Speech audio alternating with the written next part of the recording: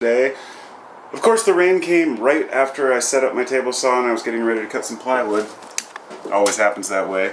And so I set up this one of these covers, these awnings, and yeah, it blew over and got annihilated because of the wind. Excuse me. So here's what we've got.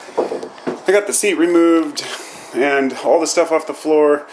Then we did all the priming, sanding and priming on the floor, and then I put in these this framing here that I'm going to put the insulation between, and then I got this plywood right here that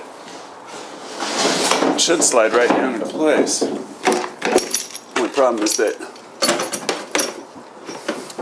these seat belts here, definitely you don't want to forget any of the holes in the floor. I thought it'd be important to point this out. When you're doing one of these, do not forget the holes in the floor for the chair, for the seat belts. So right here I've got these two marked out for the seat belts, and then these 3 holes here for the chair itself. But the one thing to remember is I'm leaving a gap of about 3/8 of an inch on the edge, more like 1/2 inch. So you have to deduct that from the measurements, and it makes for some interesting custom carpentry. So once I get all the marks made, I'm going to go ahead and put insulation down under these and then screw them down, because I like screw, not nails. Thank you. Costs a little more, but it's worth it in the end, and especially on a moving vehicle. And then once we've got that done, I'm going to have at least one side of it done, and then I can shift modes, move all my tools over here, have one side complete to where I can start framing the walls and stuff.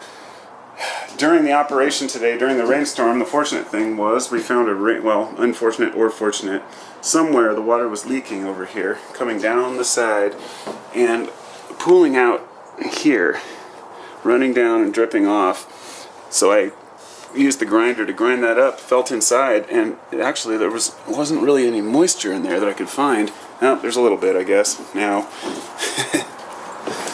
So I'm assuming it's probably coming in right here, or maybe right here where he put these windows in. But that's good. So I was just getting ready to put this piece of plywood down, and I came over here and I noticed there was a giant pool of water right here, and it's coming in the driver's side somewhere along the window or the panels. Somewhere it's leaking. You know, if you want to do a full-blown bus remodel, pull the roof, go for it, and all the sides. But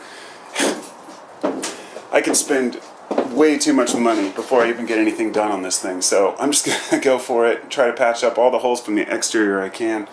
And when I paint it, I'm going to seal this puppy up tight.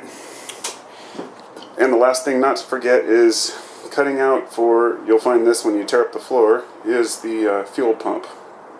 If you forget that, you'll have to annihilate your floor one day when your fuel pump goes out. So that's the update for now, and I'm going to go ahead and sign off and start getting to work on this. And in down the road, a little bit, I'll edit all these together and make something interesting, because I'm taking dozens of videos of the progress, but I'm just doing kind of a update daily. And then at the end, I'm going to do a full edited video start to finish. So I got this nice flashing here, something you don't want to forget.